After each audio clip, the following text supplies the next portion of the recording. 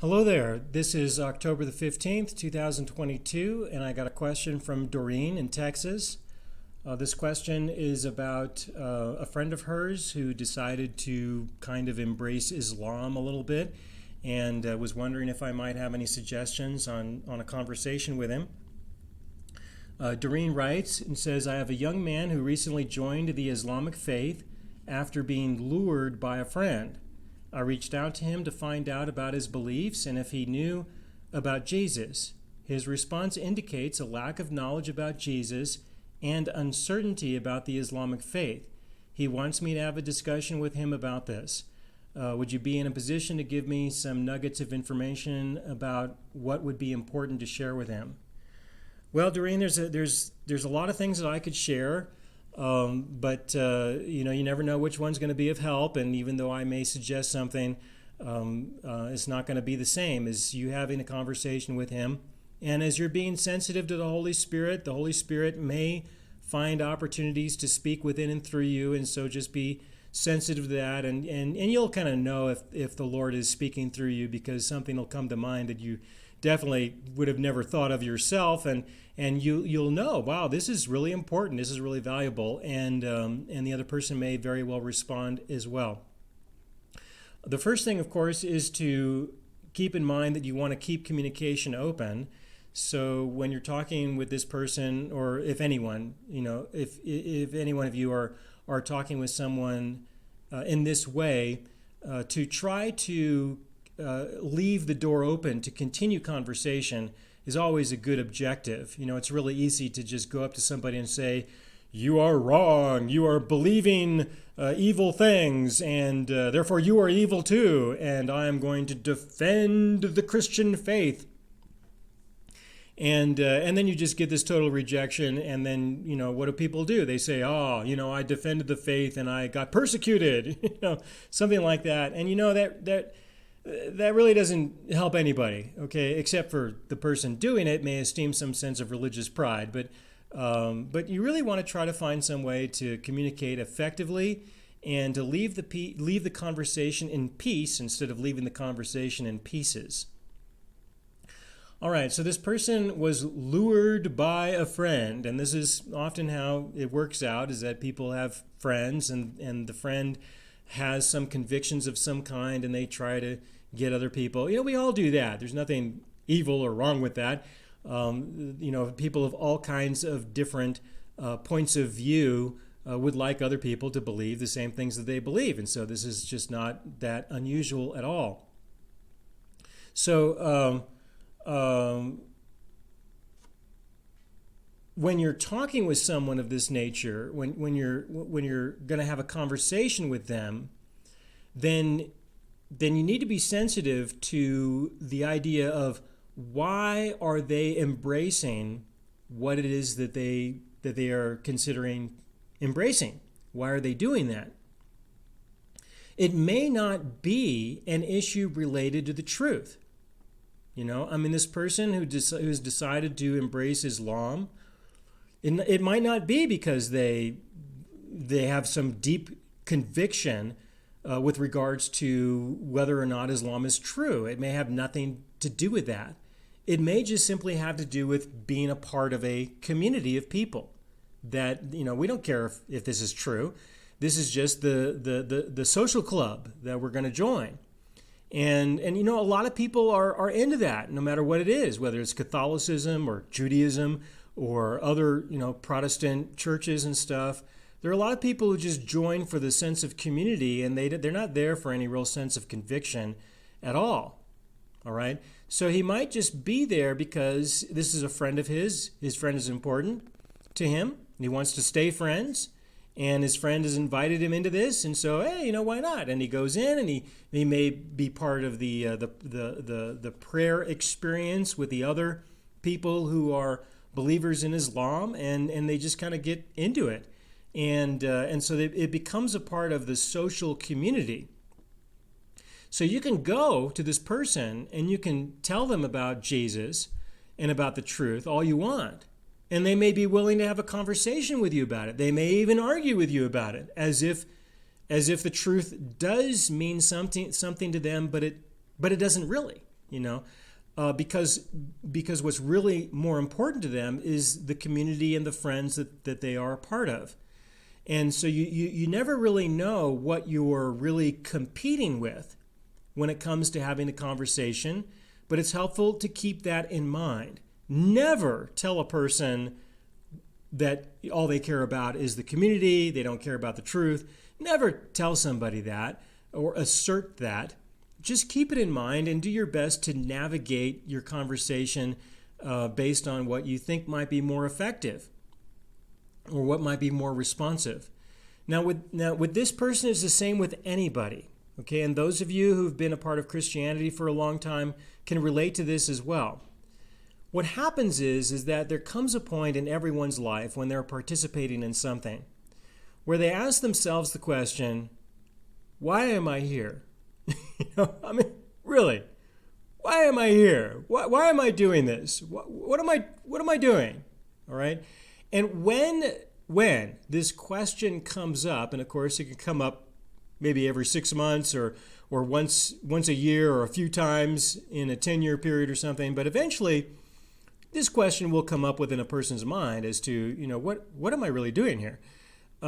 This moment, okay, this moment when a person by themselves, personally, are evaluating, what they're doing with their life, it's at this moment that the truth becomes important.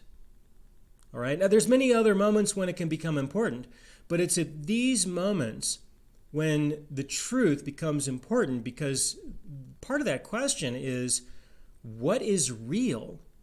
What am I really doing? Why am I doing this? That gets down to the issue of what is real, what is true. All right? And so it's at this time that a person will remember, or they'll consider the truths that they heard before that might be consistent with what they're doing or might be inconsistent with what they're doing. For example, what I like to do when I talk with people of Islam is I like to stick with the historical stuff. Just stick with that. For example, Islam started around the 7th century AD. It's really kind of new. It's a new religion. It's a new faith. And being new means that it doesn't really have the history, the real history that other beliefs have. And so it's important to kind of keep that in mind and consider, well, what is the history that Islam is really wanting to present, especially when it suggests that it's about belief in God. Well, God's been around a lot longer than Islam, and he has been relating to people for a lot longer than through the lens or through the filter or through the beliefs of Islam. Well, excuse me for a second, got something in my throat, and I'm out of coffee. All right, so there's some history to Islam, and it's somewhat new. But if you look at some of the history that it speaks of, there are some inconsistencies. I will talk with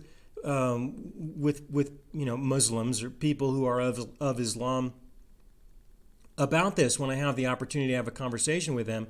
I talk with them about, in the Quran, it says that when Abraham presented the offering of his son to Allah, or to God, when he presented his son as an offering, in the Quran it says that it was Ishmael. And then they'll say, well, yeah, that's what it says.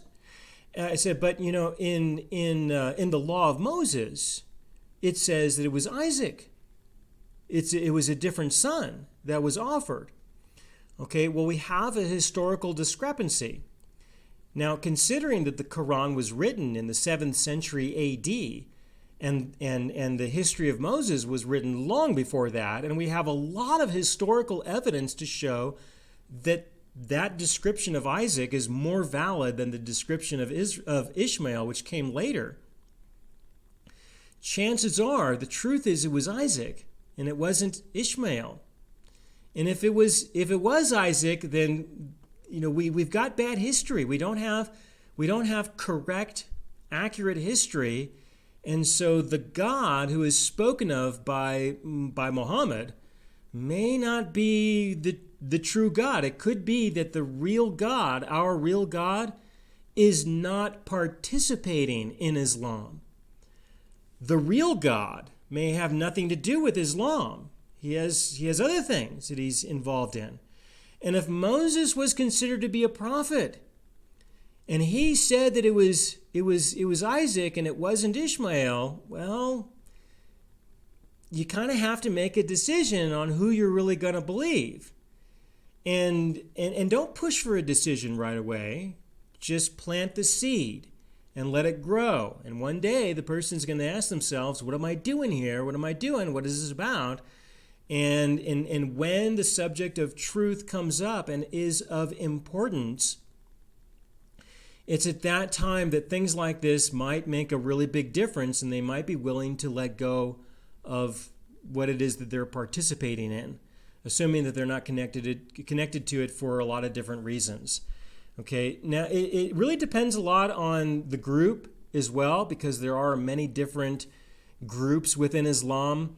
There's the Sunnis, there's the Shiites, but there's also the Black Muslim group, which is kind of its own in a lot of ways. I've spent a lot of time with them. They reached out to me shortly after I recognized that Jesus is the Messiah. They were thinking, well, hey, he was with Moses, now Jesus, now Muhammad. It's just the natural progression of life. and they have all kinds of literature that speaks against Jesus and the New Testament.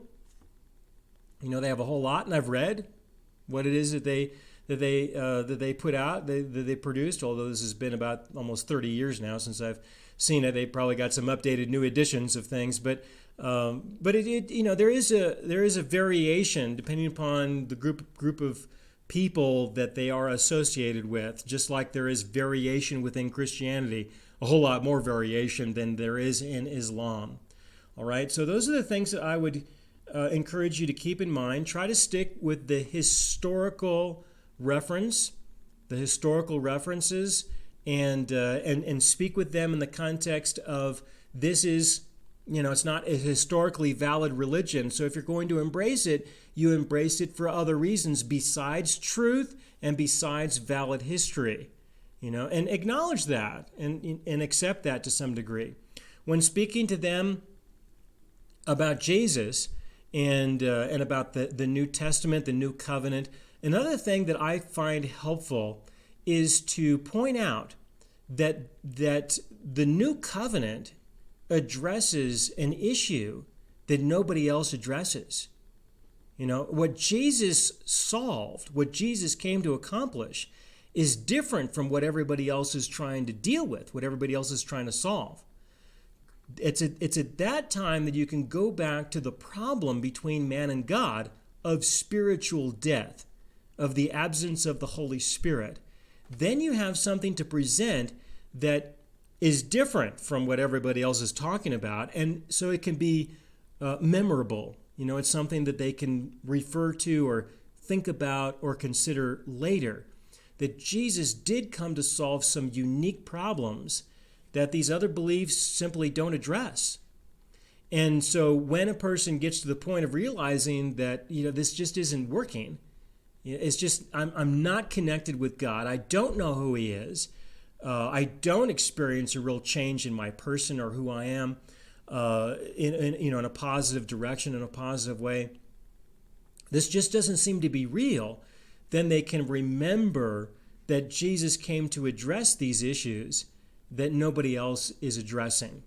All right, so I hope this is helpful. For those of you who may have any other questions, do send them in to me at aaron@aaronbudgeon.net, and I'll do my best to give you an answer that may be of use. Thanks.